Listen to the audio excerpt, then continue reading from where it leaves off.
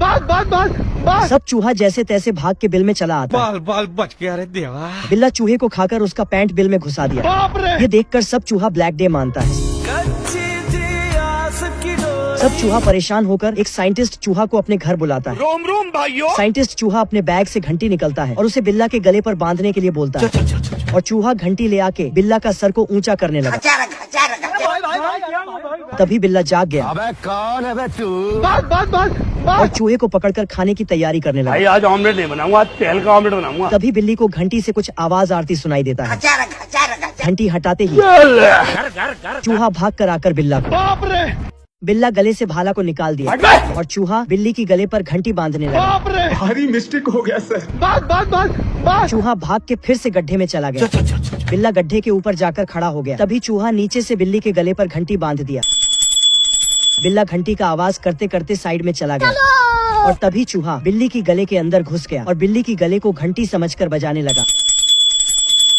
तभी चूहा बिल्ला का जीप को बाहर खींच ले आया। ओए मम्मी रे। चूहा भाग के टायर के ऊपर चढ़ गया और फिर बिल्ला। तभी चूहा बिल्ली को हथौड़े से मार दिया और बिल्ला बेहोश होकर गिर गया।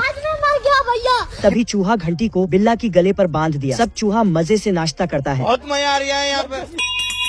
और घंटी का आवाज आते ही गड्ढा पर चला जाता है। नहीं भाई। बिल्ला घंटी से परेशान आ चुका था। उधर चूहा साइंटिस्ट चूहा को थैंक्स बोलता है। थैंक्स। बत्तख इंस्टाग्राम वाली लड़की को डिनर पर बुलाता है। लड़की बत्तख ब्रेड को ताश के पत्ते के जैसे उछाल के सैंडविच बना दिया और फिर उसे उछाल के सब ब्रेड एक बार ही में ही खा जाता है। बाबा किडनी का बीमारी बहुत बुरा है। ये सब देखकर बत्तख को बहुत मजा आता है। मजा आया। ये साली बत्तख का हिस्सा का भी चाउमीन खिसक लेता है और उसे मुजा सिलने लगता है और फिर उसे खा जाता है।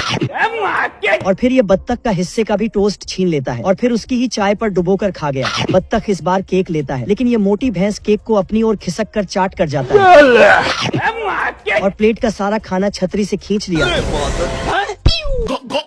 और मटर का दाने को भी खींचने लगता है।